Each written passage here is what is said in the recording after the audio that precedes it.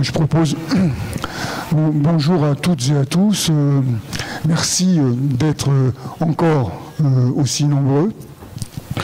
Donc on va commencer la deuxième table ronde de cette matinée, dont le thème est la cuisine et l'éducation à la diversité culturelle.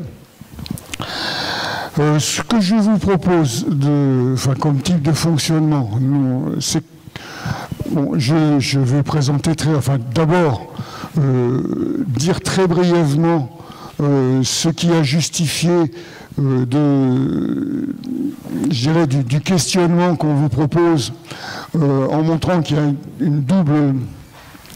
double challenge qui nous est apparu quand on a construit tout le programme de ces journées Rabelais. Alors la première chose, le premier challenge, c'est comment finalement faire une éducation au goût, puisqu'on parle de cuisine, mais en réalité c'était sous-entendu éducation au goût et éducation à l'alimentation. Donc comment faire une éducation au goût et à l'alimentation dans la mesure où nous avons affaire, et pas forcément dans la restauration, on y reviendra après, dans les restaurations collectives, scolaires ou autres, comment donc mettre en place une telle éducation vis-à-vis de, et ça a été dit hier particulièrement par Jacques Puiset et par un certain nombre d'autres personnes, vis-à-vis de mangeurs qui sont par définition singuliers. C'est-à-dire que finalement, on a un mangeur qui est pluriel, qui est singulier, qui selon les moments va trouver, Jacques est dans la salle, va trouver le goût juste, c'est-à-dire qu'on a une sorte de situation, moi j'appelle ça le triangle, il y a un mangeur dans une situation donnée qui va rencontrer un produit donné, qui lui racontera son histoire et il retrouvera son histoire, etc. On ne va pas reprendre tout ce qu'on a déjà dit hier, mais dans ce contexte-là, comment donc imaginer une action, je dirais, collective, d'éducation au goût, donc ça c'est le premier challenge. Et bien sûr, on a des pistes, on y reviendra au fil des discussions.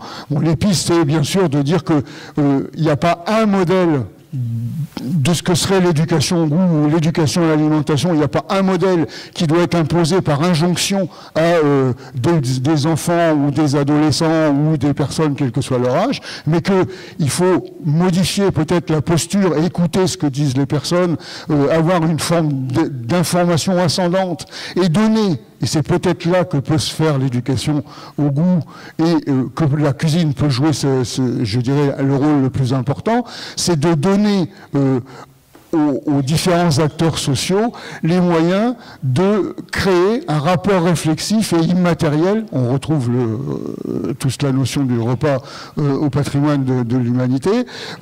Donc créer un rapport immatériel à nos aliments. Ça, c'est le premier challenge. Et le deuxième challenge, c'est comment, dans la restauration collective scolaire, ou autre, mais on va plutôt parler de la scolaire, comment donc dans la restauration collective scolaire, qui par définition reste et doit rester un lieu de brassage social, et comment donc créer et satisfaire des besoins d'un enfant mis en position centrale, et en même temps trouver, ne pas tomber dans la facilité en déviant entre guillemets, le goût, et en proposant des choses qui sont faciles, très sucrées, très salées, très ceci, très cela. Donc on fait plaisir. Faire plaisir, c'est pas construire le principe du plaisir. Et ça, éventuellement, on y reviendra dans les questions si ça intéresse certains. Je suis prêt à répondre.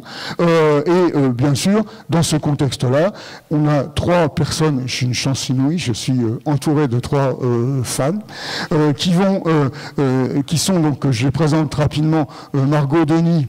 Alors, je dois d'abord excuser Daniel Nizri qui n'a pas pu venir, on le savait, mais les programmes étaient imprimés. Je dirais qu'il a il y a des soucis familiaux de santé et donc il était absolument exclu qu'il puisse s'éloigner très longtemps de Paris et donc on ne pouvait pas prendre le risque. Donc Daniel Nizri était et toujours la personne qui, au sein du Conseil national de l'alimentation, a participer à la création d'un groupe de travail sur les aliments favorables au bien-être et à la santé.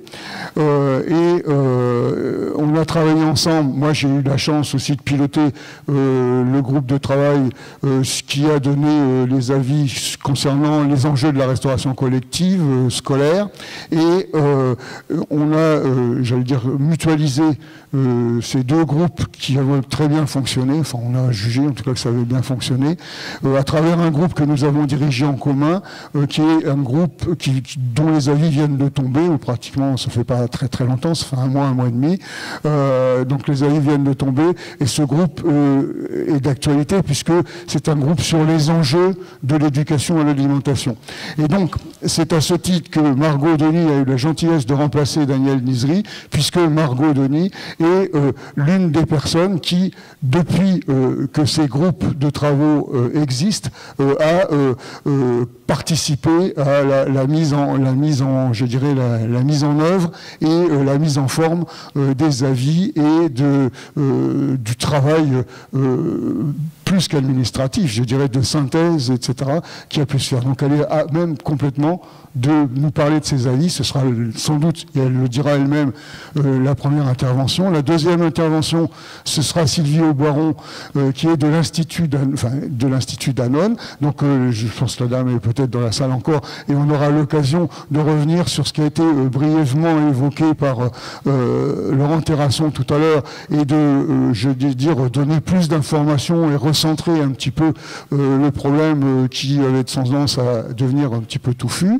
Et la troisième personne, donc on parlera du projet Clémentine entre autres, et de ce que Sylvie voudra nous dire.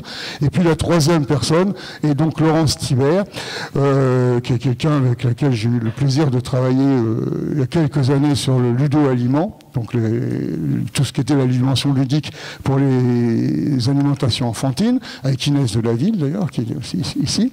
Et Laurence est socio-anthropologue et travaille sur tout ce qui est comportement alimentaire, consommation alimentaire, elle le dira elle-même mieux que moi à l'heure actuelle, mais multiculturelle, puisque elle a travaillé à La Réunion, où elle a fait son HDR, et pour partie repose sur les pratiques alimentaires à La Réunion, c'est quand même plutôt multiculturel, et à l'heure actuelle, elle est engagée dans une grande enquête entre différents pays asiatiques, l'Afrique et puis la France, bien sûr. Voilà. Donc je donne tout de suite la parole à Margot Denis.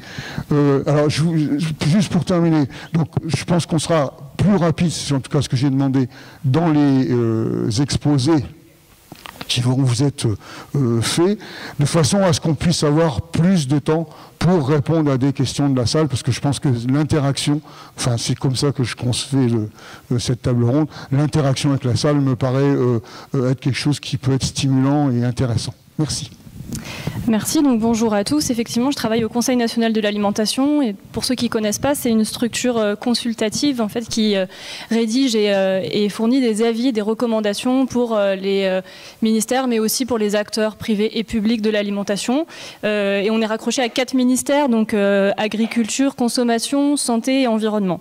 Et on a travaillé depuis quelques années, plus particulièrement, en tout cas moi, sur l'alimentation favorable à la santé, avec le professeur Daniel Nizri, donc qui n'a pas pu venir aujourd'hui, et plus récemment sur l'éducation à l'alimentation. Donc il y a un avis qui a été publié en septembre, donc c'est vrai que c'est très récent, et il est diffusé, enfin téléchargeable sur notre site internet, donc vous pourrez le regarder, même si je vais vous en parler brièvement ce matin. Et donc dedans vous retrouverez une définition de l'éducation à l'alimentation telle que le CNA en tout cas la promeut, avec l'importance de considérer le fait de manger comme un acte social et culturel. Donc là, par rapport au sujet de la table ronde, je tenais quand même à le rappeler. Et on a dit beaucoup de choses dans cet avis parce qu'on a fait en fait un suivi des anciennes recommandations du CNA qui avait déjà travaillé sur la restauration scolaire, qui avait déjà travaillé sur le suivi des politiques nutritionnelles, etc. Et donc qui voulait voir déjà par rapport à toutes les anciennes recommandations, qu'est-ce qui aujourd'hui est mis en place. Donc dans l'avis, vous avez un tableau avec un certain nombre d'actions, de programmes, de projets existants sur l'éducation à l'alimentation, où ça en est et où éventuellement il faudrait appuyer encore plus. On dit dans l'avis, entre autres, beaucoup de choses, mais on dit notamment que l'éducation, elle doit prendre en compte les préférences alimentaires individuelles et collectives, et qu'on s'adresse, comme le disait Jean-Pierre Corbeau, à un mangeur pluriel. Donc, parmi plein de rôles, l'éducation à l'alimentation, elle participe à la sociabilité, à l'apprentissage des règles de civilité, et on a insisté sur la notion de citoyenneté consciente qu'on veut transmettre par l'éducation à l'alimentation, quand on transmet les messages pour qu'on comprenne quels sont les effets positifs ou négatifs de tel type de consommation alimentaire. Et dans les recommandations, donc au-delà de la définition qui est plutôt dans la partie introductive de l'avis, dans les recommandations, ce que je voulais souligner ce matin, il y en a sur plein de champs, mais on dit notamment qu'il faut développer l'esprit critique en fait, et pas seulement des jeunes. On fait de l'éducation à l'alimentation pour les jeunes, mais tout au long de la vie, au cours de la scolarité, mais aussi après, dans la notion de formation professionnelle et pour le grand public. Et on insiste dans les recommandations sur l'importance du faire. Donc là, le sujet de la cuisine, en l'occurrence, est cité. C'est-à-dire, on ne fait pas juste passer des messages de théorie, mais l'importance de mettre en place des ateliers pratiques de mise en œuvre d'actions. Et donc, la cuisine, les ateliers dans les jardins, etc., sont bien mis en avant dans les recommandations du CNA. On insiste aussi sur la notion de continuum éducatif, là pour la partie scolaire, de faire le lien entre les disciplines, et donc on peut raccrocher l'aspect faire éducatif, donc cuisine, atelier cuisine, à aussi d'autres matières, histoire de l'alimentation, maths, enfin tout ce qu'on peut imaginer, et qui peuvent utiliser l'alimentation comme un sujet d'éducation. Et je reviens sur ce qui a déjà été dit en introduction, mais parce que c'est aussi quelque chose que le CNA a appuyé dans son avis. Il y a une des recommandations qui dit qu'il faut préférer l'accompagnement des publics plutôt que les injonctions, et de rester avec la notion de bienveillance dans toutes les actions d'éducation à l'alimentation.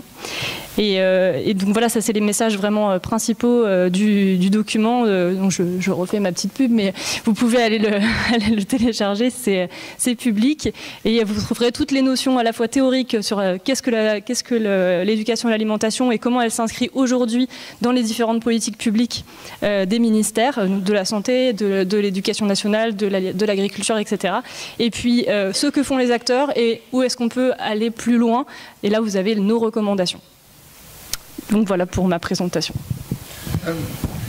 Merci. Je pense. Bon, merci beaucoup pour cette clarté, cette rapidité de présentation.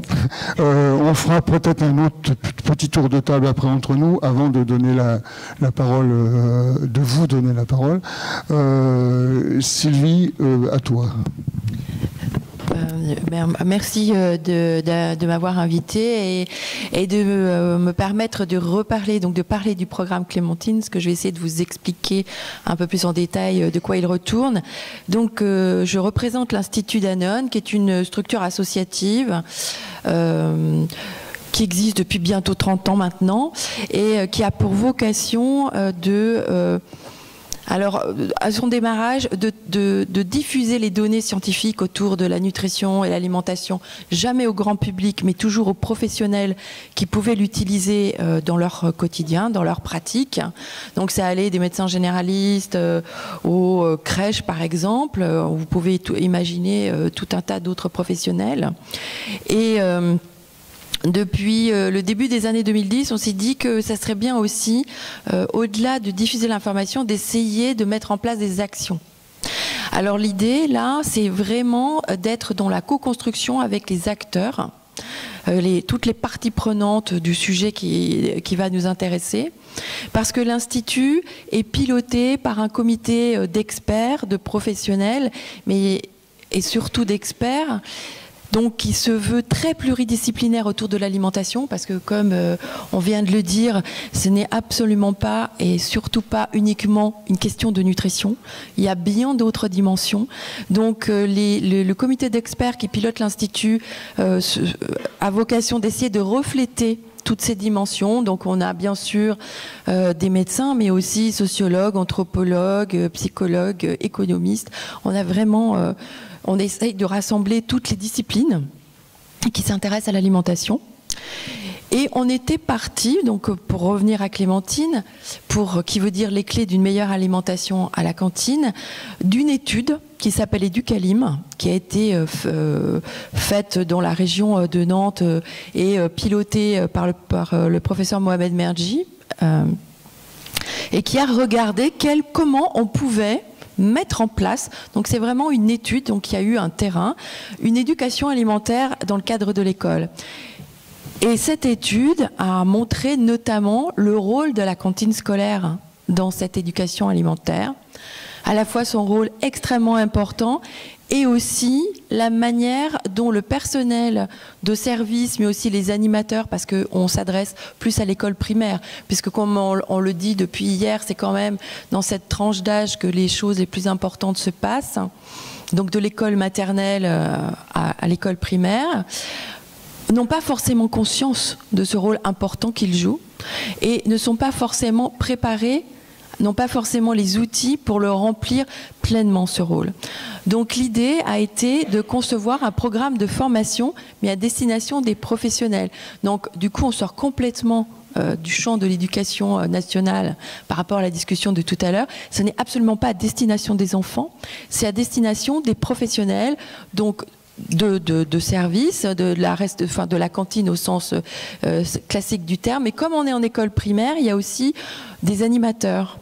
Donc l'idée, c'était de créer un pôle de connaissances communs à ces deux populations qui ne se connaissent pas, qui sont issues souvent de background, enfin de milieux et de formations, voilà, très différentes.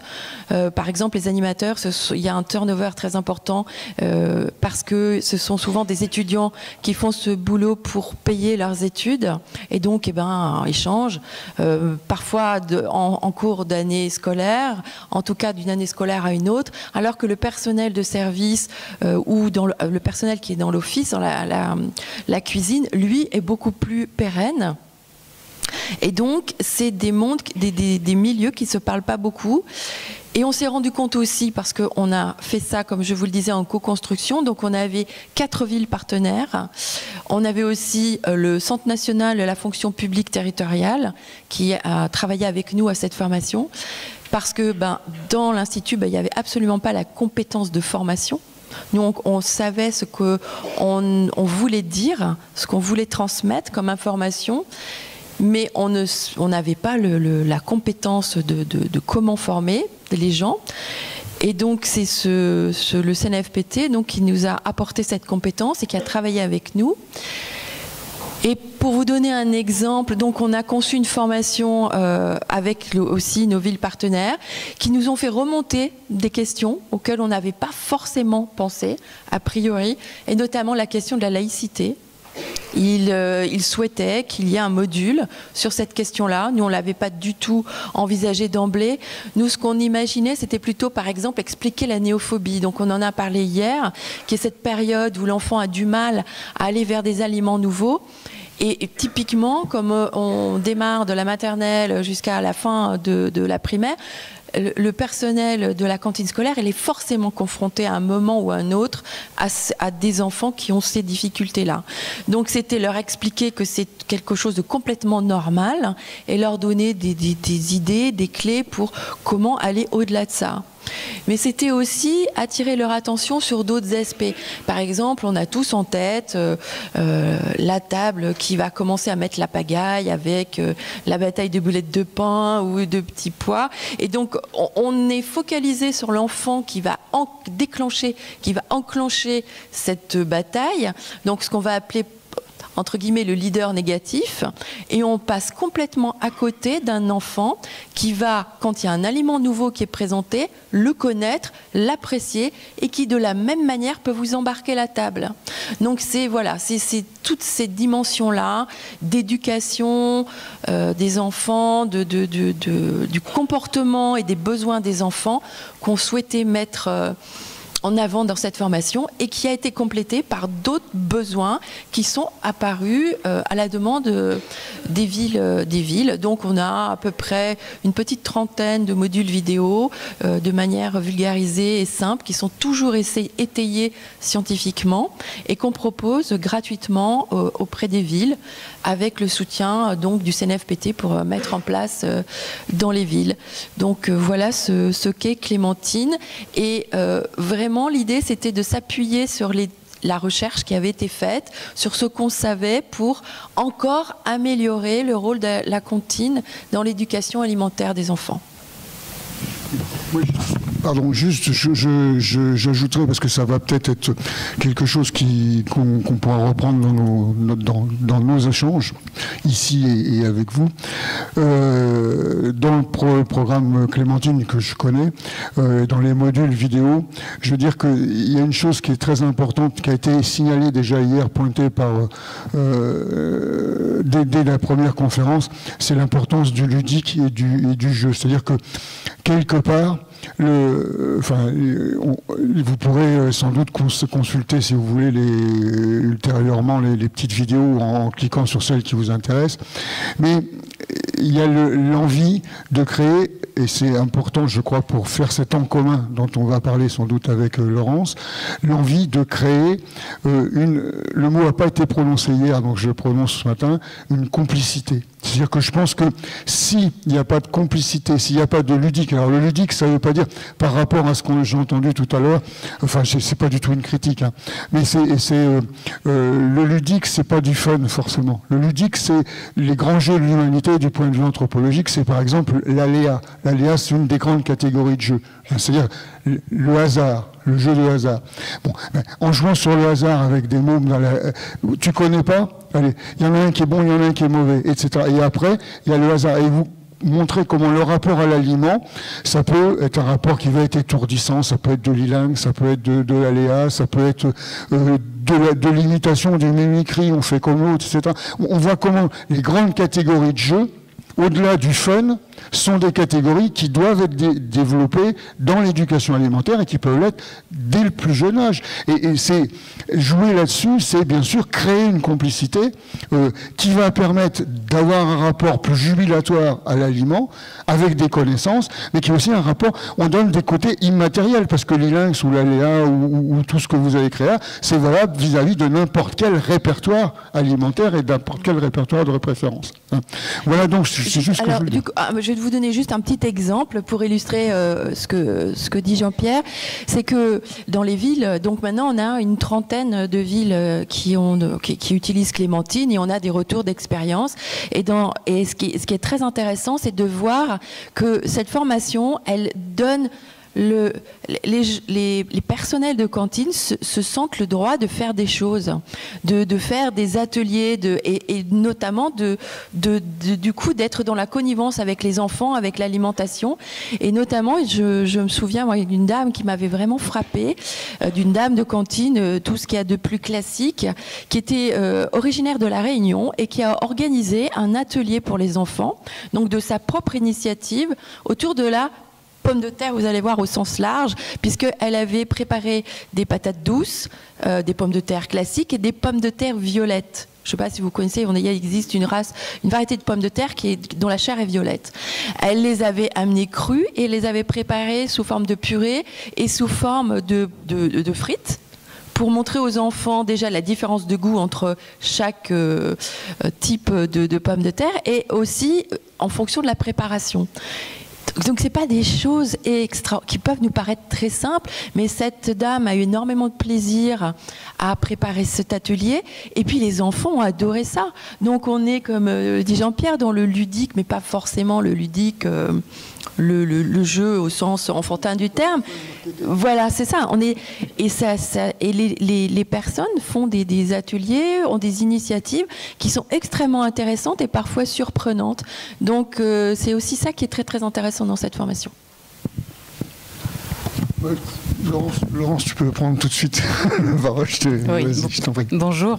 Oui, alors Jean-Pierre le disait tout à l'heure, j'ai travaillé il y a plusieurs années maintenant sur la socialisation des enfants, alors autour du jeu, et puis aussi plus récemment sur le rôle des assistantes maternelles dans la socialisation alimentaire. Et puis parallèlement, j'ai avec une équipe mené des recherches dans d'autres pays. Alors effectivement à La Réunion, bon, ça c'était aussi mon travail de thèse pour commencer, en Malaisie et au Sénégal. Et dans ce contexte-là, dans ce cadre-là, je me suis rendu compte donc ce que j'appelle moi la notion d'en commun, qu'il y a des emblèmes, des plats qui sont désignés dans les sociétés multiculturelles comme des plats qui représentent le collectif, qui sont situés au-dessus des différences, des spécificités culturelles, ethniques, religieuses, etc. Et que les gens ont un discours, produisent en fait du sens autour de ces plats, et que dans ce discours, on repère en fait ce qui fait le lien interculturel. Je donne un exemple pour la Malaisie, par exemple. Il y a un plat qui s'appelle le nasi lemak, qui est un plat à l'origine, un plat de pêcheur. Alors ça peut paraître un peu loin, j'étais un peu inquiète parce que c'est un peu loin peut-être de ce qu'on partage aujourd'hui, mais je reviens en fait sur la question de la restauration collective, mais à partir de cette question-là. Et donc un plat qui est à l'origine un plat de pêcheur, qui s'est diffusé au sein du monde ouvrier, puis dans les villes, qui est consommé par la plupart des Malaisiens. Et quand les gens... et ce qui est intéressant, c'est de voir que ce plat, il était partagé dans les lieux de travail, sur les plantations, dans les mines, dans les cantines, en particulier, et que quand les gens en parlent, ils disent mais ce plat c'est normal que tout le monde l'aime, qu'il ait ce statut, en gros, ils le disent pas comme ça, mais bon, c'est l'idée. C'est parce que il est accessible à tous, accessible économiquement, accessible physiquement, puis surtout il est adaptable à tous, qu'on soit indien, chinois, malais, on peut l'adapter à ses goûts, on peut l'adapter à sa religion, à ses interdits. Donc moi, j'ai trouvé que c'était intéressant maintenant que je reviens, je me recentre un peu sur la société française, d'essayer de voir comment entrer dans cette question-là de l'en commun, qui est en fait une manière de dire, dans l'alimentation, le lien interculturel, les représentations sociales de l'autre aussi, et de voir comment la restauration scolaire pouvait intervenir, jouer un rôle dans ce domaine-là. Donc j'ai commencé parallèlement à une enquête un peu plus importante, comparative entre la France et des pays asiatiques sur le eating out, la restauration hors foyer, à faire une enquête qualitative, un peu exploratoire, hein, c'est encore le tout début, dans un collège. Et donc, ça me paraît intéressant de voir que j'ai interrogé des groupes d'enfants et je leur demande, en fait, j'ai deux questions qui sont des questions simples. Est-ce qu'il y a des plats ici que tout le monde aime bien, qui sont un peu les plats favoris du collège? Donc, j'entre par cette entrée du plat emblématique ou des plats emblématiques. Alors bon, j'imagine que vous seriez capable de deviner lesquels, hein. Je sais pas, bon. Mais en tout cas, on a le steak frites, la pizza, le kebab. J'ai été surprise aussi, parce que je travaille sur un collège, hein, différents groupes, mais dans un collège, de découvrir qu'il y a un plat emblématique de lentilles. Alors, voilà. Et donc, j'essaie de faire parler, de voir comment ces enfants, ces jeunes qui ont entre 12 et 13 ans, parlent de ce plat. Comment ils co-construisent ensemble, dans le groupe, du sens, de l'interaction, de la connaissance de l'autre, et puis des émotions, des sensations, des catégorisations gustatives autour de ces plats.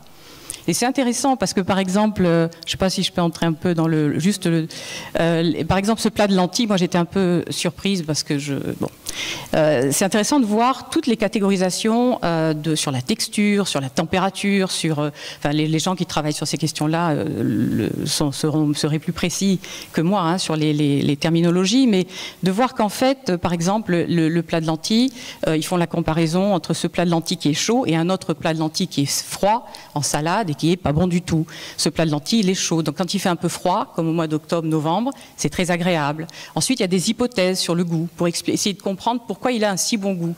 Alors il y en a qui disent que c'est le bouillon cube, il y en a qui disent que c'est les oignons. Donc ils s'appuient sur leur propre catégorie et puis sur peut-être aussi les expériences qu'ils ont à la maison pour essayer de comprendre, d'expliquer, d'échanger sur ces questions-là. Donc ce que je veux dire par là, c'est que c'est un terrain qui serait à mon avis très propice à la découverte ensemble et la co-construction du goût et des choses partagées autour de l'alimentation.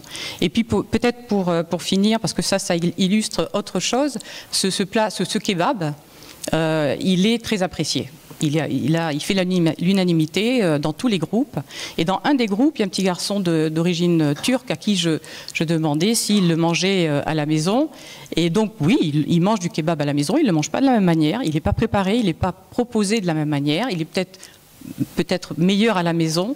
Mais c'était intéressant parce qu'il me disait, moi, de toute façon, quand je partage un kebab, je suis toujours content. Voilà, je suis très heureux d'avoir ça. Et je trouvais que c'était intéressant parce que ça fait le lien, ce kebab, il fait le lien entre son en commun familial et l'en commun de l'amitié, du collège, en fait, qu'il construit avec ses copains. Donc je pense que, alors c'est le début, je dois encore avancer sur plein de choses, mais je me dis que, de ce point de vue-là, la restauration scolaire, elle permet en tout cas, elle offre en tout cas un espace de construction pour la sensibilisation, pour l'apprentissage et la co-construction du goût de l'autre, du sens de l'autre. Voilà. Merci beaucoup. Attends, je reprends c'est plus pratique. Bon, merci beaucoup pour ces 3 premiers exposés. Je dirais que pour rebondir sur ce que Laurence vient de dire, puisqu'on est dans le cadre de la restauration collective, je pense que pour l'avoir vécu à travers un certain nombre d'expériences que je ne vous rapporterai pas ici, parce que là, pour le coup, on déborderait, je veux dire que dans la restauration d'entreprise, on peut exactement avoir ce que tu viens de pointer du doigt, et pas uniquement dans la restauration d'entreprise, puisqu'il se trouve que j'ai beaucoup travaillé et que je travaille encore sur toutes les restaurations dans les EHPAD, et qu'on voit bien qu'on a toujours, à n'importe quel âge, si Daniel Nizri était là, il dirait à n'importe quel âge de la vie, on peut faire de l'éducation alimentaire, au sens que tu viens de pointer, c'est-à-dire qu'à travers la cuisine qu'on fait ensemble, ou à travers l'association, ou le fait d'être acteur, ça a été dit hier aussi, acteur de ce qu'on va déguster. C'est Jacques Puzet était vraiment le premier à nous montrer comment il fallait suivre toute cette filière et créer ce sort de sentiment jubilatoire dans la construction d'un aliment qu'on va partager et qu'on va verbaliser. Et qu'on va, ça a été dit et je répète, on va verbaliser. Et donc la verbalisation que tu obtiens, que nous obtenons, nous sociologues ou anthropologues, en interrogeant les gens, est quelque chose qui correspond à la socialisation, la verbalisation que dans Clémentine, on va obtenir à partir de l'évaluation des dames de cantine, entre guillemets, qui discutent entre elles, de la verbalisation qu'on a pu avoir dans tous les nombreux débats, et je sais s'il y en a eu des différents avis au sein du Conseil national de l'alimentation. Donc à chaque fois, on verbalise les accords et les différences. Et on va bien sûr arriver à avoir de l'émotion, de l'émotif, et on construit du souvenir. On construit du souvenir. Dès qu'on verbalise, on construit des souvenirs, et on prend... Et c'est un premier élément de réponse par rapport à la question de notre table ronde, on prend conscience de sa propre singularité au sein d'une communauté. C'est-à-dire qu'en réalité, je ne peux pas me penser si j'arrive pas à penser. C'est ce que l'alimentation, c'est la spécificité. L'intérêt de l'alimentation, c'est que ça permet de prendre conscience de son identité à travers l'existence de l'altérité et des altérités, parce qu'il y en a plusieurs qui ne mangent pas de la même façon. C'est-à-dire qu'en réalité, je suis singulier parce que je construis à l'autre différent de moi-même. Et que c'est dans cette différence-là, ça a été évoqué dans la première table aussi, qui est vrai. C'est parce qu'il y a différence que je prends conscience de moi, dans la mesure où je verbalise les émotions, dans la mesure où j'ose dire j'aime, j'aime pas, ça correspond à ce que je suis en train de vivre en ce moment, ce serait mieux de le faire à un autre moment, etc. C'est-à-dire que, et quelque part, on découvre l'autre à travers le partage ou la difficulté de partager. Mais c'est pas parce qu'il y a difficulté de partager qu'on va pas forcément pouvoir vivre ensemble. C'est-à-dire que quelque part, ça je peux pas le manger avec toi, ça je peux le manger avec toi. Mais ce qui est important, c'est qu'on est ensemble et qu'on discute de ça. Moi j'ai le droit de le manger, ou dans ma tête je m'interdis de le manger, etc., etc. Et donc à partir de là, on crée effectivement ce qu'on a fait, on va le redire dans le deuxième tour, on crée une véritable citoyenneté, je dirais, et pour le coup, la laïcité se retrouve complètement respectée. Et c'est, me semble-t-il, quelque chose qui est fondamental et qu'on doit mettre en avant dans tout ce qu'on vient déjà de dire. Peut-être si vous avez des questions à vous poser, et puis après, on pose des questions. Moi, je voulais juste rebondir suite à la présentation de Clémentine, parce que c'est axé sur les professionnels, et que dans les recommandations, je l'ai vraiment évoqué vite, mais vous m'entendez ? La formation des professionnels, ça a été quelque chose aussi qui a été beaucoup discuté, mais tous les professionnels, ça veut dire de la petite enfance, en passant par les chefs de cuisine, en passant par les animateurs dans les milieux scolaires, mais même après, dans les collectivités territoriales, vous avez cité le CNFPT. En fait, on explique que comme on veut une éducation à l'alimentation tout au long de la vie et pas que pour les enfants, finalement, chacun des acteurs, donc dans les EHPAD, je ne suis pas allée jusqu'aux EHPAD, mais aussi finalement les personnels de restauration dans les EHPAD, dans les hôpitaux. On a travaillé sur l'alimentation à l'hôpital aussi au CNA. Chacun a à un moment donné peut-être un rôle à jouer dans une éducation à l'alimentation au sens large. Et la formation des professionnels, elle mérite d'évoluer avec ce genre de prise de conscience, d'ouverture sur ne pas juste faire passer des messages injonctifs sur l'alimentation. Merci. Je peux que souscrire à ça, c'est évident. Et en plus, ces personnels sont souvent assez démunis. C'est-à-dire, là, je me rappelle, moi, j'ai assisté à l'atelier sur la famille hier après-midi, où il y avait une assistante maternelle qui parlait et qui doit se débrouiller pour se tenir au courant des nouveautés. Il n'y a pas grand-chose qui est organisé pour ces personnes qui ont un rôle extrêmement important de l'éducation pour les enfants. Et puis j'imagine que pour après les adultes, à l'hôpital, tout ça, c'est la même chose. C'est comme si finalement c'est une question importante, mais que les professionnels doivent se débrouiller, que ça va de l'allant de soi. Alors non, ça va pas tant que ça de l'allant de soi, surtout qu'il y a des injonctions qui arrivent de différents angles. Santé, écologie, tout ce que vous pouvez imaginer, qui ne sont pas toujours cohérentes et qui rendent les choses encore plus complexes aujourd'hui. Tu veux rajouter quelque chose ? Peut-être pas en lien direct avec ce que vient de dire. Oui, c'était plus sur une notion que j'ai pas abordée là, mais que je perçois en fait dans la façon dont les enfants parlent des plats. C'est la désirabilité en fait des plats. C'est-à-dire que ces plats qui sont particulièrement aimés, ou en tout cas dont ils parlent avec beaucoup de plaisir et qu'ils partagent, c'est les plats pour lesquels on se bat à la cantine. C'est les plats pour lesquels, si on arrive trop tard, on n'a plus de chance d'en avoir, quoi. Donc il y a vraiment un espace là. Je me dis, pourquoi il n'y aurait pas plus de plats désirables, voilà. Et comment on peut augmenter cette désirabilité de l'alimentation qui est offerte à l'école, d'une manière générale. Eh bien, merci. Donc maintenant, la parole est à vous. Donc, je sais pas, les personnes sont là avec les micros, oui, non, oui. Oui, ils sont. Ok. Donc, je souhaite de nombreuses questions. On a en tout cas construit, voilà.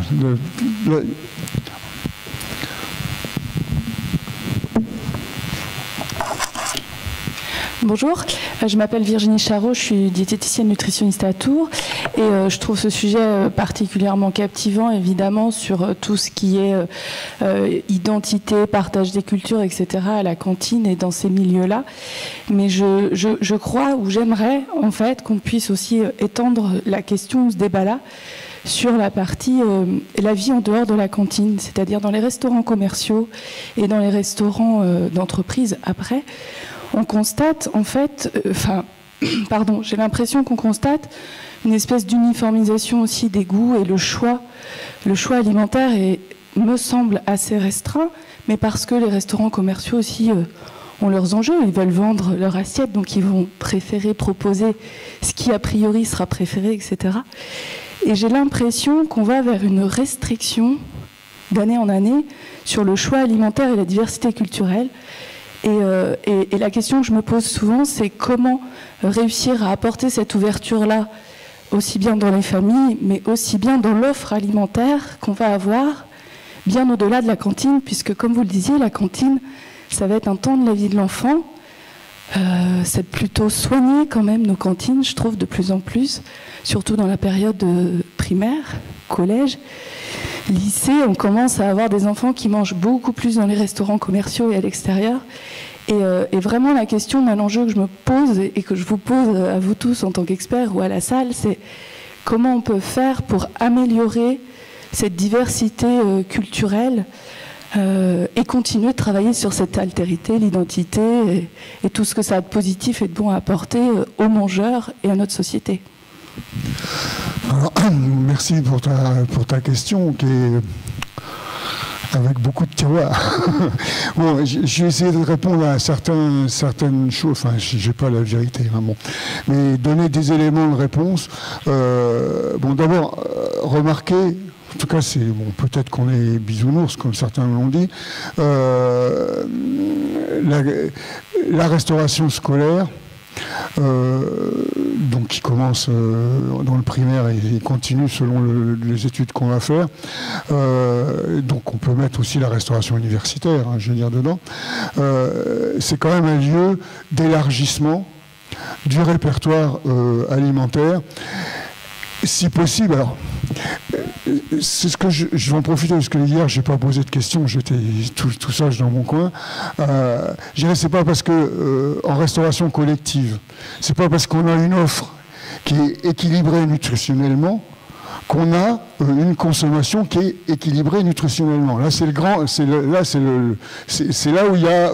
alors, effectivement, quand on est, j'allais dire dans son ministère, mais c'est méchant, je veux dire, quand on est très haut et qu'on n'est pas sur le terrain, qu'on ne vient jamais sur le terrain, on dit, ah ben l'offre, elle est nickel, hein, bon, regardez, c'est équilibré et tout. Sauf que quand on photographie les assiettes et les échanges d'assiettes, il va y avoir tout frites d'un côté, tout haricot vert de l'autre, machin, c'est-à-dire qu'après, chacun va s'approprier les trucs. Donc on ne sait pas vraiment, c'est pas parce que l'offre est équilibrée que la consommation alimentaire est équilibrée. Par contre, si effectivement, comme on l'a dit, il y a des accompagnements qui se mettent en place, là on peut, avec des travaux de terrain, on peut déjà, depuis la restauration collective scolaire au sens large, on peut donner un bon rapport à l'aliment. C'est-à-dire qu'on ne va pas dire faut manger ceci, faut manger cela, on crée ce que moi j'ai appelé le goût jubilatoire à l'alimentation, c'est-à-dire quelque part se faire plaisir en disant ce que disait Jacques quand il a fait la semaine dernière ou il y a 15 jours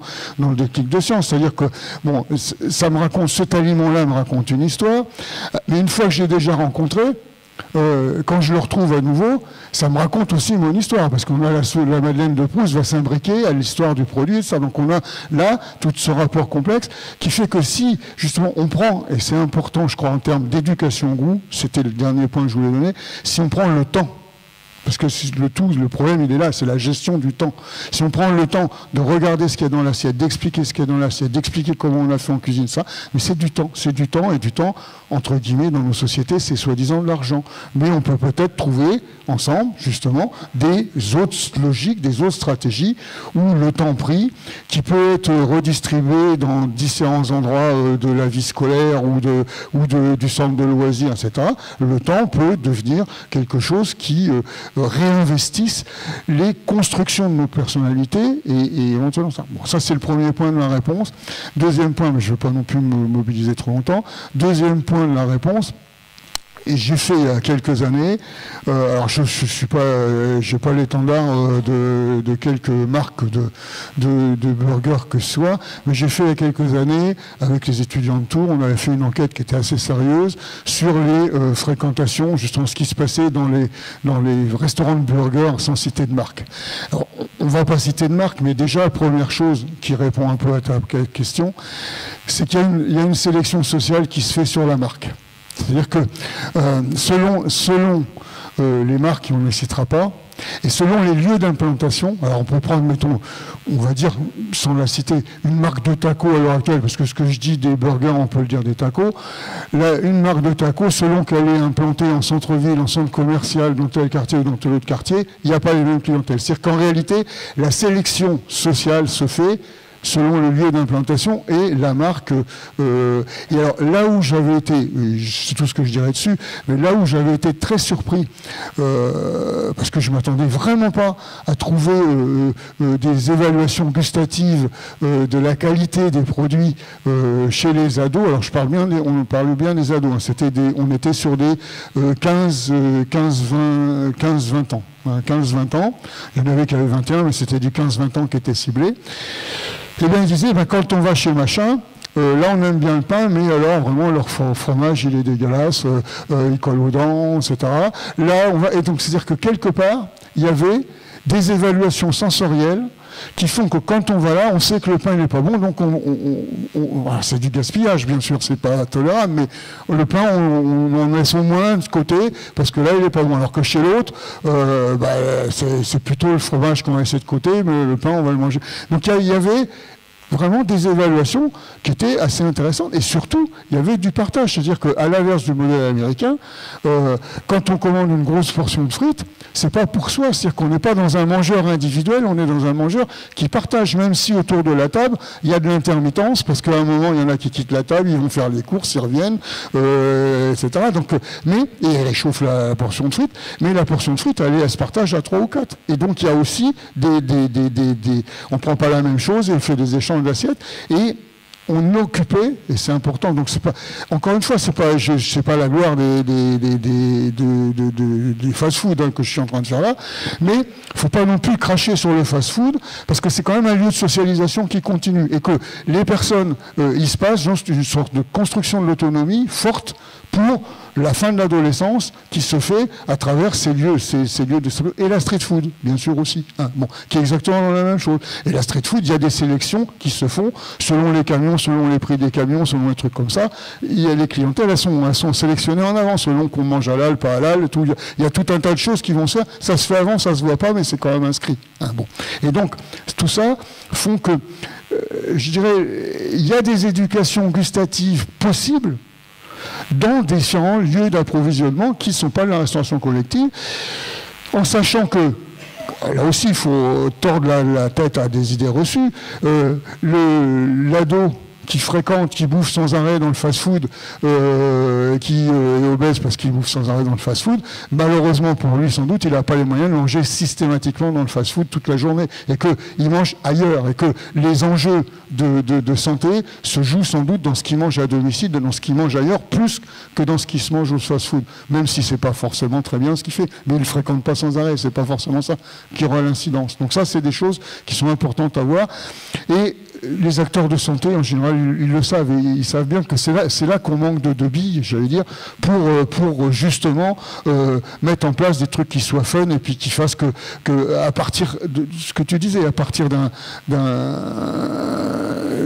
tu donnais l'exemple de ton petit turc, on peut changer la garniture. On peut mettre moins de pain, et puis on peut le faire manger en 2 fois. Il y a tout un tas de choses qui peuvent se mettre, mais il faut écouter les jeunes, il faut voir leurs pratiques, et puis bien sûr, il faut écouter après dans le restaurant commercial qu'est-ce qui se passe et comment on gère ça. Bon, ce serait trop long après pour répondre. Voilà. J'espère que ça donne des petits éléments. Bonjour, je suis cantinière dans une cantine de village.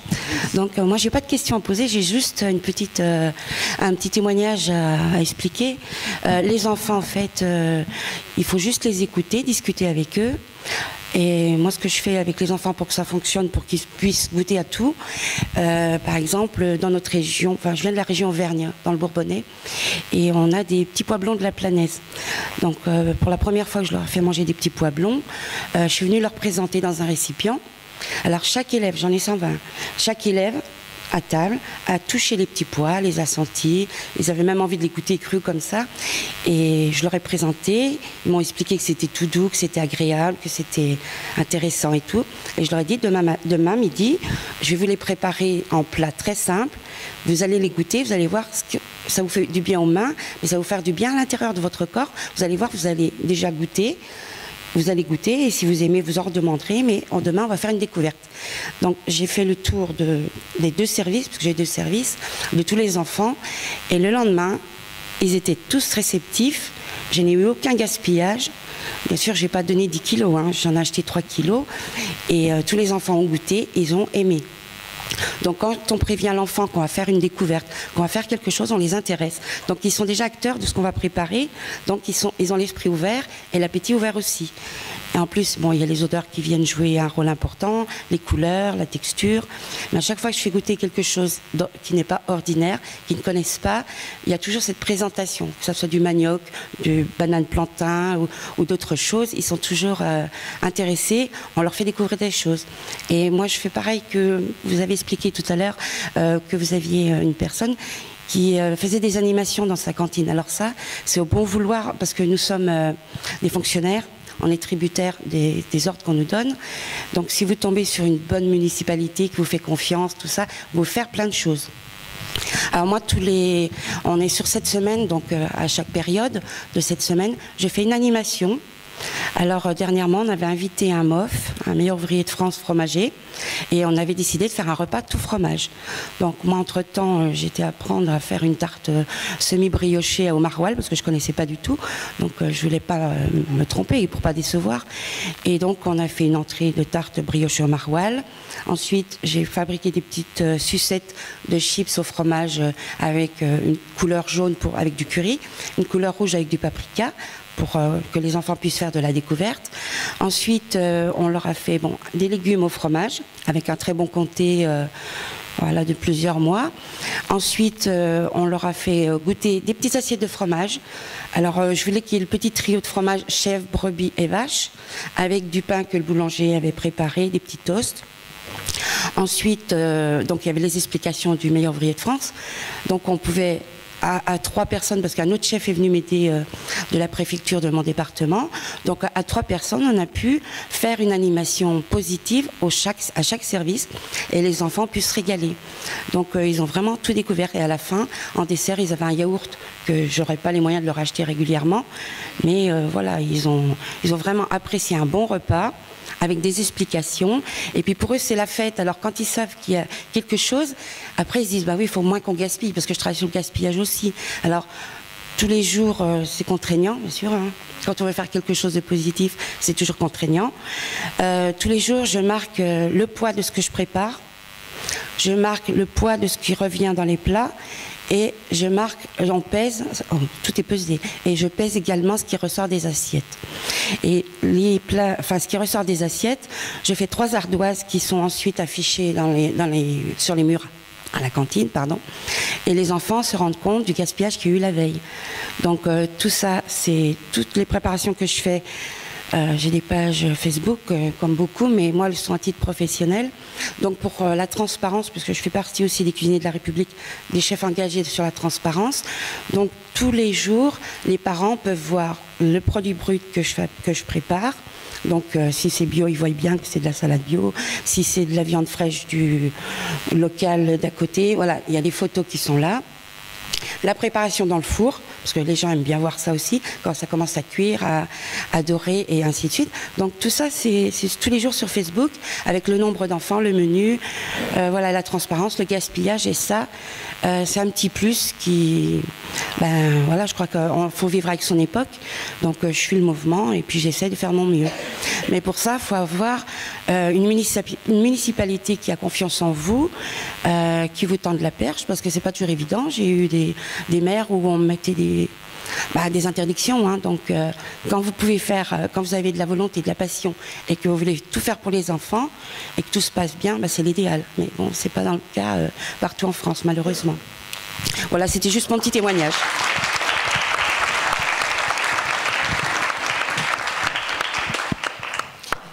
Vous avez complètement raison et bravo pour votre travail. C'est ce qu'on aimerait voir de manière beaucoup plus large. Mais vous avez raison. Mais du coup, le fait que je pense qu'il y a des municipalités, de la même manière, ne se rendent pas forcément compte de ce rôle important que la cuisine de la cantine a à jouer dans l'éducation alimentaire. Et moi, je le vois bien quand je rencontre les municipalités pour leur présenter Clémentine. Ils n'ont pas conscience forcément de ce rôle. Pour eux, ils doivent nourrir les enfants. Mais nourrir les enfants, ce n'est pas la même chose que les éduquer, les aider à devenir justement des mangeurs avertis, éveillés. Et ça, ils n'en ont pas conscience. Et du coup, cette discussion qu'on enclenche, et ce qu'ils voient au travers de la formation, parce que cette formation, l'objectif, c'est sous forme de module vidéo pour que l'équipe, après, puisse discuter de sa réalité, de ce qu'elle vit, il y a des choses qui émergent. Et moi, j'ai des villes, dont une, d'ailleurs, à la périphérie de Tours, là, qui me disait mais c'est incroyable toutes les idées qui sont sorties, mais parce que parfois il y a de l'explicite, comme vous le dites, ou carrément la municipalité ne veut pas en entendre parler. Mais alors ceux-là ne sont pas du tout intéressés par Clémentine, hein, ça je vous le dis tout de suite. Mais il y en a d'autres, c'est l'habitude de ne pas en parler, on continue comme avant, on ne se pose pas les questions. Et le fait de discuter autour de cette formation, de ce rôle éducatif de la cantine, il y a des possibilités qui s'ouvrent. Il y a ce que j'appelle, entre guillemets, le droit de faire, le droit de proposer. Et ça, c'est vraiment intéressant et c'est ce qu'on voit dans beaucoup de villes. Alors, moi, je suis très intéressée par la formation Clémentine parce que ça fait 2 ans que j'ai du personnel on entend très mal. Qui circule, excusez-moi. Ouais. Donc du personnel qui circule depuis 2 ans, donc j'ai plus les mêmes anciennes, donc elles sont parties à la retraite, donc j'ai d'autres personnes qui viennent. C'est pas facile parce qu'il faut trouver des gens qui viennent pendant 1h30 seulement tous les jours, donc ça fait que 6 heures de travail par semaine. Donc faut trouver des gens compétents, donc on travaille avec des gens qui ne sont pas formés. Ouais. Et quand on leur propose des formations, c'est au bon vouloir. Donc moi je pense que ça devrait être un peu obligatoire. Je veux dire, faudrait quand même qu'on leur propose, faut quand même qu'ils fassent quelque chose parce qu'ils sont pas habitués aux enfants. Ils sont pas habitués, parce que moi, je vais en salle et je les entends qui disent non, c'est pas du poisson, c'est du poulet, ou on induit les enfants en erreur, parce que les enfants, ils sont pas idiots. Les enfants, ils ont confiance au cuisinier, il faut qu'ils aient confiance en tout le monde, il faut dire la vérité.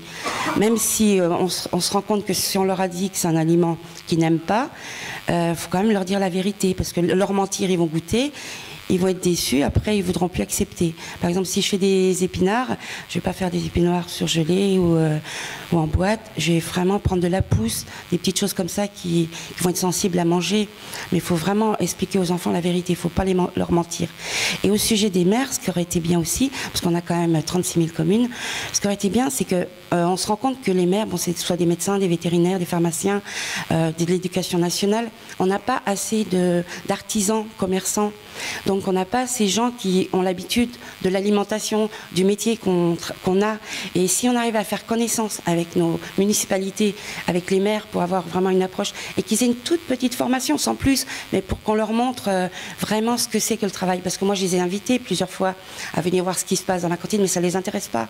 Même s'ils ont confiance en vous, hein, ça ne les intéresse pas, et ça serait dommage. C'est ça qui est dommage, parce qu'il faudrait qu'il y ait ce lien social, professionnel, avec les communes et les employés qu'ils embauchent, parce que nous on n'a pas toujours le même patron, quoi. Je veux dire, quand vous êtes moi j'ai été dans le privé, on avait toujours le même patron, on travaillait pour son patron, on voulait qu'il s'enrichisse, qu'il ait de la popularité, on faisait tout pour que voilà, que où on travaille, on soit fiers et que notre patron soit fier de nous. C'était un échange, on avait vraiment à l'époque c'était quand même le professionnalisme, il y avait une qualité.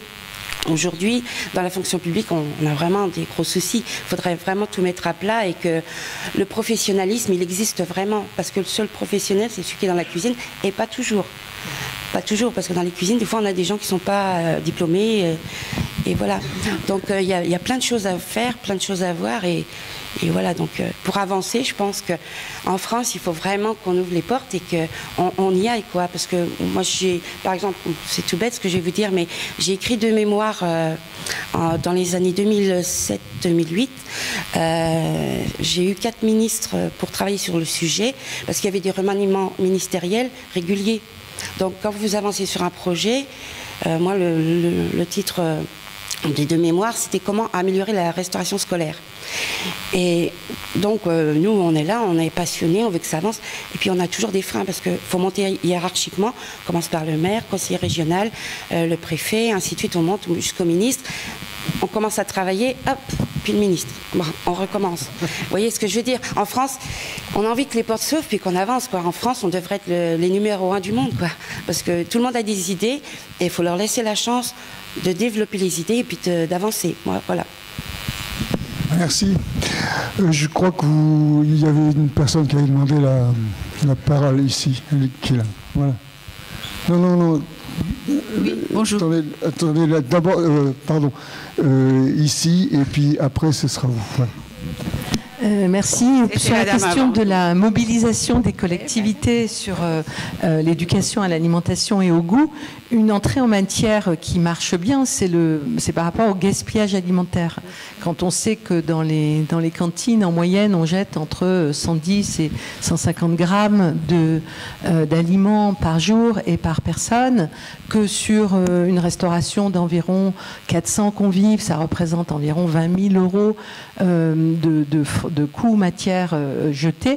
On a là des entrées, qu'elles soient environnementales, économiques, sociétales. Enfin, on a plusieurs portes d'entrée qui peuvent mobiliser facilement, d'autant plus qu'il y a tout un ensemble de réglementations qui encadrent justement cette question du gaspillage et qui imposent aux collectivités de mettre en place un diagnostic, de réduire les biodéchets à la source, d'éduquer à ces questions d'alimentation durable. Donc on est de plus en plus aidé par ce contexte réglementaire et donc en fait ce sont des entrées en matière qui permettent ensuite d'amener la question de la valeur de l'aliment, de l'offre alimentaire, etc. Et donc il faut coupler ces deux sujets pour avancer. Oui, vous avez raison, mais je pense qu'au Sénat, systématiquement, maintenant, je pense que tout le monde fait bien le lien, si vous voulez. Alors, je voudrais pas vous frustrer. Voilà. Oui, bonjour. Je m'appelle Danielle Dubois et je suis psychologue et linguiste et je travaille pas mal avec des praticiens de l'éducation au goût. Et j'aurais des remarques à la fois sur le plan psychologique du rapport à l'enfant et sur le plan de ce que vous appelez verbalisation et que j'appelle expression en langue. Verbalisation est ambiguë et il y a un aspect de la verbalisation qui me déplaît quand c'est généré par un policier de l'état civil. Bon, bref, ce que je voulais dire, c'est que j'ai été très sensible au fait que, au cours de ce colloque en général, pas seulement, mais de manière symptomatique dans cet atelier, dans cette table ronde, il y a un déplacement qui est, je vais dire, des trivialités que tout le monde a bien ressenti, du produit sur l'individu et sur l'enfant en particulier, qui est sensible dans le déplacement de l'attitude nutritionnelle vis-à-vis de l'attitude de l'éducation au goût et du plaisir alimentaire. Mais cela est médiatisé par deux aspects. Il est médiatisé par l'adulte, qui va initier l'enfant dans des pratiques pédagogiques. Donc c'est un premier point sur lequel je voudrais insister. Si on se déplace sur une éducation au goût, quelle pratique pédagogique cela implique?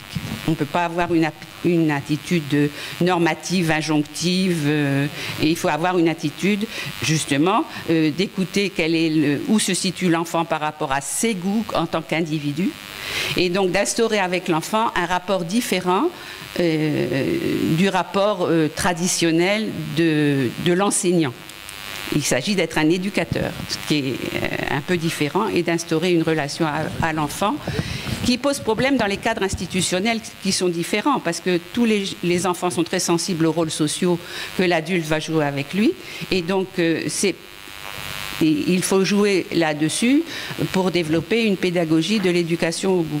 Ce n'est pas le même statut qu'a l'instit, l'animateur, la cuisinière, dans son rapport à l'enfant. Ça, c'est un premier point. Donc, quel type d'éducation, de pédagogie à l'éducation? Et le deuxième point, c'est que le rapport à l'enfant et à son goût est médiatisé, comme vous l'avez dit, par le fait qu'on le questionne, qu'on lui demande ce qu'il aime, ce qu'il n'aime pas et pourquoi, et aller au-delà de j'aime ou j'aime pas, essayer d'exprimer en quoi ce produit lui plaît, en quoi... Et j'ai été très sensible au fait que dans la plupart des comptes rendus et des présentations des praticiens, on insiste, il y a un déplacement là aussi, du vocabulaire à des histoires.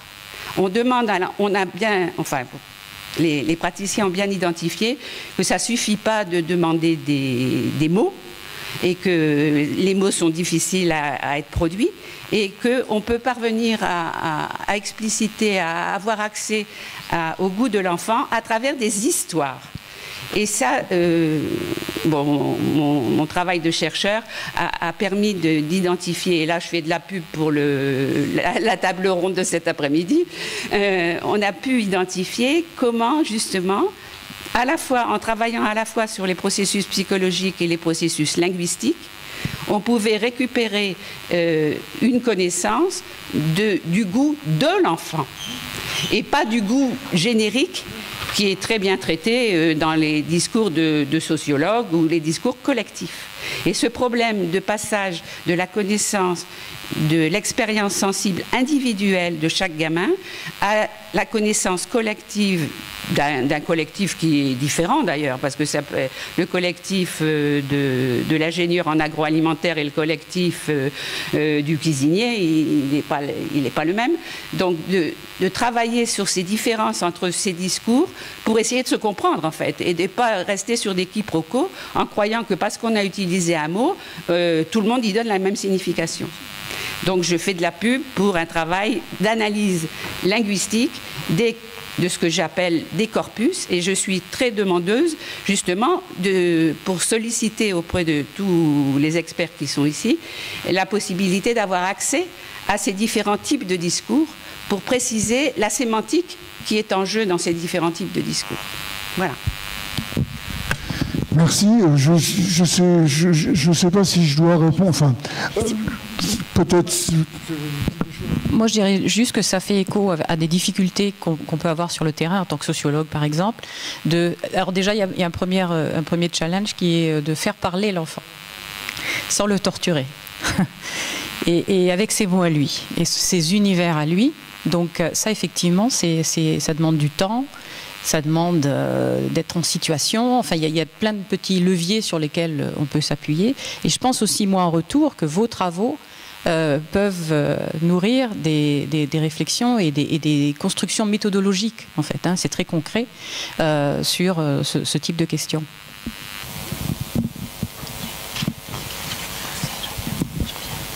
Bonjour. Vous êtes, je vous vois pas. Bonjour, John Westbrook, Bucknell University aux États-Unis. Voilà. J'ai une question pour Laurence Thibert, qui va un peu plus directement peut-être au sujet même de la table ronde. Donc je me pose la question sur l'éducation au goût comme éducation au vivre ensemble, et que le creuset français soit aussi une marmite, peut-être. Quelle est l'applicabilité de vos expériences dans d'autres sociétés pluriculturelles à la situation en France? Quel avenir est-ce que vous voyez pour découvrir, par exemple, des plats fédérateurs qui permettent d'inviter tout le monde à la table de la République? Merci. Ça, c'est une sacrée question. Hein. Oui.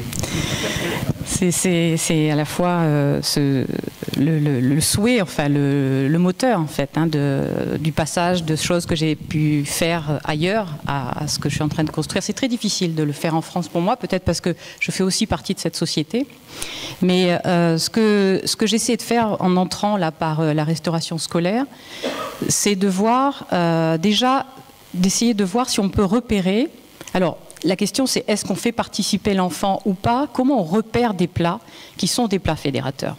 Est-ce qu'on le fait tout simplement en regardant les grandes enquêtes qui montrent par exemple que le couscous c'est un des plats que les Français aiment beaucoup? C'est un plat qui fait partie de... Pardon ? Numéro 3. Oui, en tout cas, il est dans les premiers. Il fait partie des premiers plats. Et une des questions que je me posais, c'est par exemple, est-ce qu'il propose du couscous? Alors, dans la restauration d'entreprise, oui, il est présent. Mais dans la restauration scolaire, les quelques questions que j'ai pu poser aux enfants m'amènent à me dire non. Il y a de la semoule. Il y a de la semoule avec des choses, mais il n'y a pas de couscous. Donc, comment est-ce qu'on pourrait repérer dans la société française des plats qui soient représentatifs de toutes ces composantes et ensuite voir comment on peut faire de l'instant de la commensalité scolaire des moments de familiarisation et même de connaissance de ces plats-là. Donc, je sais par exemple que dans les files d'attente, les enfants regardent, alors ils se battent, ils rigolent, ils font des tas de choses, mais ils regardent aussi ce qui est écrit sur les menus.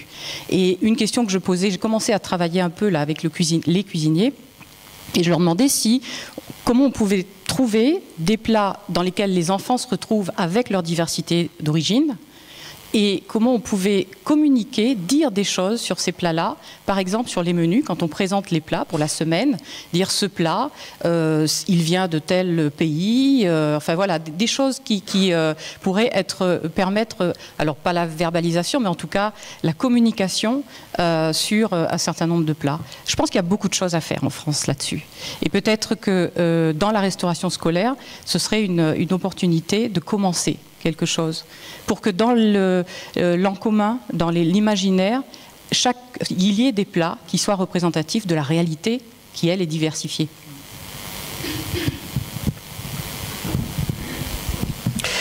Bonjour, du coup ça introduit très bien les propos que j'allais exprimer. C'est en lien direct, j'avais envie d'exprimer un regret justement par rapport à cette approche de la diversité dans les cantines des écoles, où souvent ça plaît beaucoup aux élèves de faire des journées thématiques avec aujourd'hui c'est repas mexicain, aujourd'hui c'est repas italien, etc. Sauf que souvent, en tout cas dans ce que j'ai pu observer dans les écoles, puisque j'interviens dans les écoles, très souvent ça fait plus véhiculer des stéréotypes que réellement faire découvrir la diversité culturelle culinaire. C'est-à-dire qu'on se retrouve avec du chili con carne alors que c'est pas du tout mexicain. Et ça, c'est très très courant. Et donc, je m'interroge sur le rôle de la restauration scolaire dans la connaissance, justement, le savoir en fait culinaire en termes de diversité. Je peux commencer. Oui, on va répondre tous les deux. Enfin, je pense que ça ne remplacera pas la réalité des contacts qu'il peut y avoir entre des enfants qui vont manger chez eux, chez les uns, chez les autres, ou ensemble réellement. Donc, mais je pense qu'il ne faut pas complètement dévaloriser les stéréotypes. Parce que c'est quand même, malgré tout, une image, une vision et un contact avec quelque chose qui est différent. Mais ensuite, le chili con carne, là on parlait plus précisément de la diversité en France, enfin dans la société française. Moi je prenais l'exemple d'un tagine ou d'un couscous.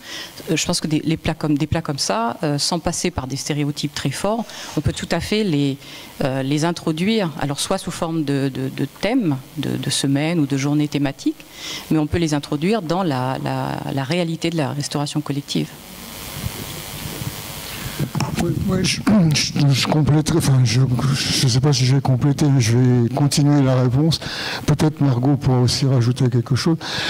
Je dirais que le repas à thème, si vous voulez, pose le problème des équipes à l'intérieur de tout ce qui constitue l'enseignement, si vous voulez. Et que dans l'avis qu'on avait fait, justement, le premier sur les enjeux de la restauration collective, enfin, de la restauration scolaire, collective scolaire, on s'apercevait bien que souvent, il pouvait y avoir une volonté, mettons, dans les cuisines. Donc les équipes de cuisine vont faire un projet autour de ça.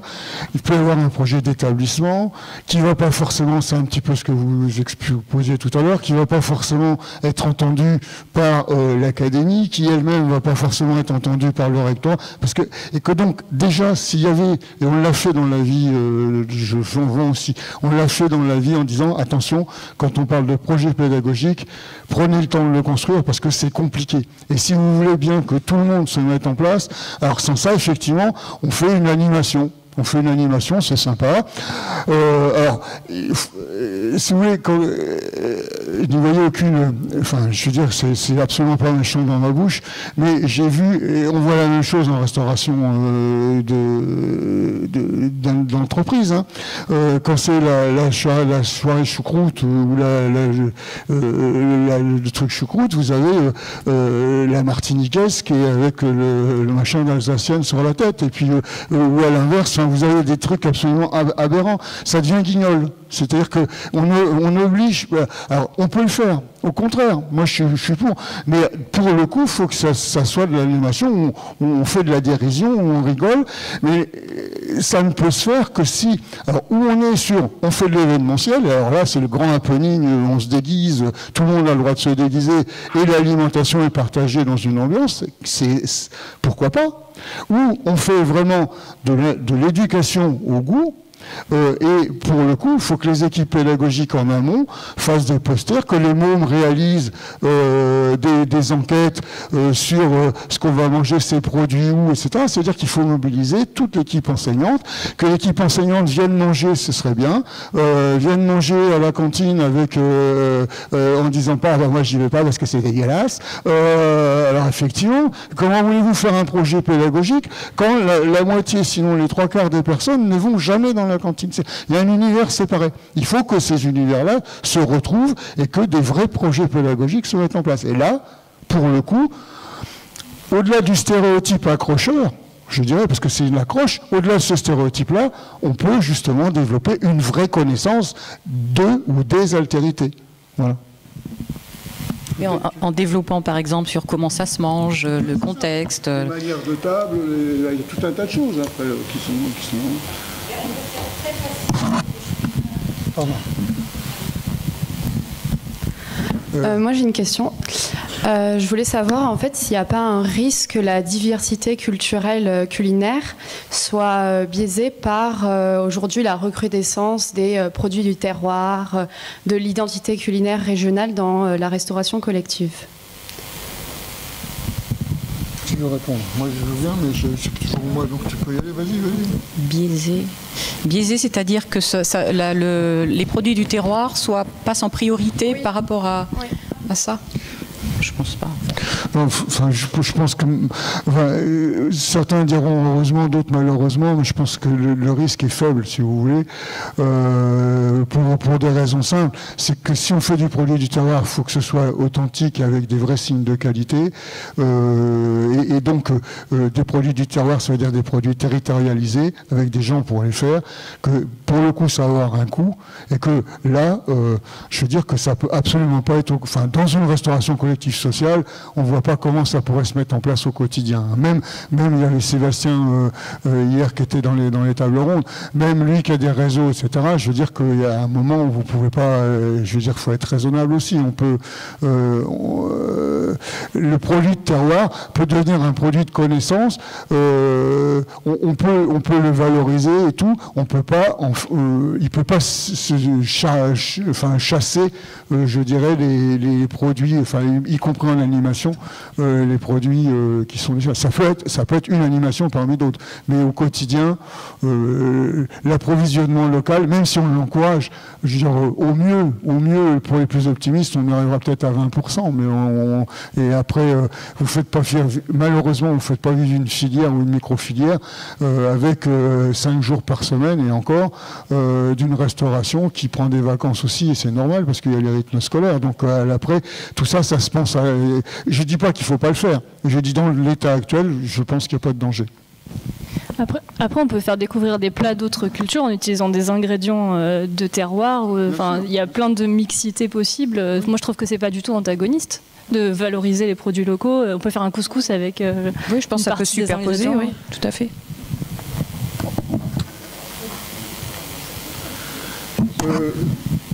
Une dernière question éventuellement.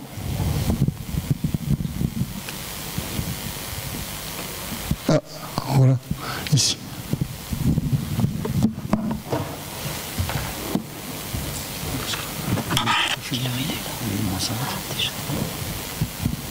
Bonjour, je m'appelle Laurent Genec, je suis journaliste et linguiste à Tours. Je voulais rebondir sur, vous parliez de Sébastien à l'instant, justement, depuis tout à l'heure, je voulais rebondir sur une chose qu'il a dite hier et qu'on n'a pas trop abordé. C'est le fait de présenter les plats dans la restauration collective, et je pense notamment aux EHPAD, dans la joie et la bonne humeur. Il disait que ça ouvrait l'appétit et que ça faisait voir les plats autrement. Et récemment, j'ai visité quelqu'un de la famille de ma femme dans un EHPAD et effectivement, on leur sert un plat sans leur présenter ce que c'est. Il y a un vague bon appétit. Voilà, la lumière n'est pas allumée, donc la personne âgée mange dans la pénombre. Elle ne sait pas ce qu'elle va avoir.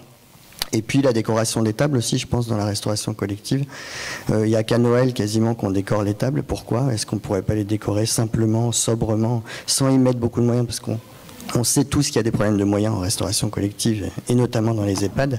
Et je pense que la mise en scène, la présentation, une explication même rapide de ce qui est mis dans les assiettes pourrait, à mon avis, changer la donne de manière assez importante. Nous, on a travaillé sur les hôpitaux, pas sur les EHPAD, mais finalement, il y a quand même plein de croisements. Et effectivement, en partant du principe, imaginons qu'on ne peut pas augmenter, il faut augmenter l'argent qu'on met dans la matière première, mais imaginons qu'on ne peut pas. Déjà, il y a des choses à faire sur la présentation, sur le titre qu'on va mettre dans le menu et comment ça peut justement déjà mettre en appétit les personnes, la couleur du plateau, toutes ces choses-là, ça a été très détaillé dans des recommandations qu'on a fait sur l'alimentation à l'hôpital, mais du coup, je suis sûre que ça fonctionnerait aussi dans les EHPAD et plus largement en fait dans les restaurants collectifs. Oui, juste pour terminer, parce qu'il faut vraiment conclure. Tout à l'heure, j'ai peut-être pas été assez explicite quand dans ma petite présentation, j'ai parlé de la nécessité de complicité et je repensais à ce qu'il avait dit. Je veux dire que l'accueil, l'accompagnement, la décoration, tout ça c'est de la complicité et qu'effectivement, le visuel, et on n'a pas parlé du bruit, bien sûr, ça s'était évoqué hier, mais tout cet environnement, quand j'ai cité Jacques Puiset en disant qui dit que le goût juste à un moment donné, ça veut dire qu'il y a un triangle et que l'environnement, il y a le mangeur, il y a le produit, il y a l'environnement, et que dans l'environnement, il y a la présentation, il y a tout ça bien sûr, et que c'est ça qui participe à la création d'une confiance et aux conditions de mise en place d'une éducation qui n'est pas une injonction, mais qui est, je suis tout à fait d'accord avec vous madame, la différence entre l'enseignement et l'éducation. Et là, on est dans l'éducation. Voilà. Écoutez, je vous remercie beaucoup et puis à cet après-midi. Merci aux intervenants.